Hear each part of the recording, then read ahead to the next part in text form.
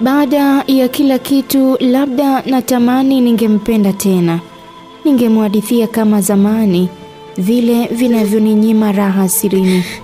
Machozi yangu yalipokuwa anguko na mikono yake kuwa leso ya matumaini.